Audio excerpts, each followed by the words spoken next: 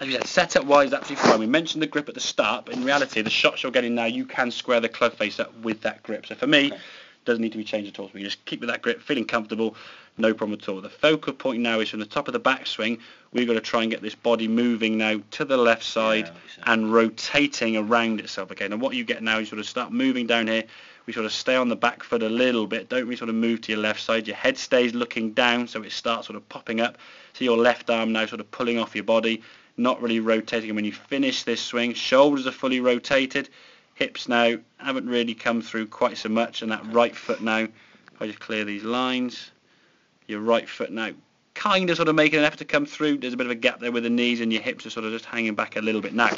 Compare that to the one now, so the top of the backswing. We're now going to move to the left-hand side, get the body moving to the left side, so you plant that left foot and rotate. Square the club face up now, and continue to rotate now with the lower half. Look, your right leg now is more than you were before, and then we continue on round and look at the length of swing now, in comparison.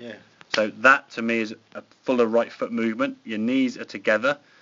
There's a straight line now through your shoulders down through your foot, and everything now is equally rotated fully. Yeah, exactly. And that was the one that went sort of dead straight, sort of a couple hundred yards, because everything's moved together. Whereas this one now, if we look at that, okay, they don't look that dissimilar really. There's a bit more shoulder movement there, but for the most part not too similar to what the club is. But if we look down there, how much more your belt buckles, I mean your pocket's right round here where there it's back almost over your left heel there, where that one there's almost over your left toe. There's a full rotation, your knees are coming together a lot more, and you look a lot more in balance as well. That looks a bit sort of trying to sort of fight the weight on your back foot but still move to the left, and again that's what kind of token, isn't it? Yeah, exactly. It's kind of, well, I've got to move, so I'll just sort of go and have a little lift up. Yeah, exactly. Yeah. Actually, this is what Jordan Speed does, so I'm going to do the same as him. But in reality, this has actually been a move now by the body itself, not the arm sort of pulling it round. Because I say your shoulders will always go through 90 degrees. Even if you try and keep your foot flat, the hips will always sort of have to come round a little bit because the shoulders are going round. It's very hard to keep the shoulders going around there and not move your body at all. But if they're getting dragged around, you're not controlling them. Hence why the balance sometimes could be an issue. You might find yourself falling over and losing balance, and then you get the old saying, oh, slow it down, you swung too fast. We want to create some club head speed, but doing so smoothly so you maintain balance. Okay, the body can work itself and rotate. So say from the top of the backswing now, once you get to the top here, and you can move, the lower half now is going to work, and we're going to move to that left side as we twist through. So we start moving onto that left heel there, clearing and rotating your body as you would just if you were to throw a ball. If you're going to throw a ball, you'd be up on your right side there to start with, and you would just twist and fire your lower half towards target to throw the ball to where you want to go. The problem is, when you've been slicing the golf ball before and the golf ball's going over here somewhere, you've done whatever you can to start the golf ball in that direction. Well, doing that means off the back foot, sort of pulling it left, which is what people tend to do. So therefore, we tend to hit off the back foot, more of a glancing blow, so we lose distance.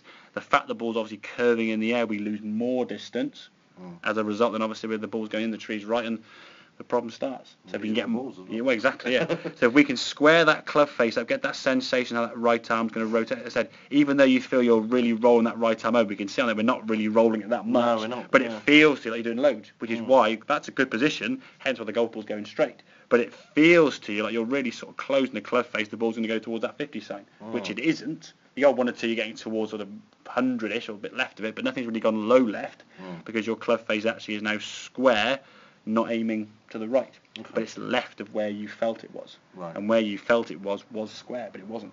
It was going to the right, wasn't it? Which where the ball's going. So the ball will always follow where the club's pointing. Okay. Does that make sense? Yeah. Yeah. Good stuff. Right, I have a couple more, then, mate, and then we'll wrap things up. Okay.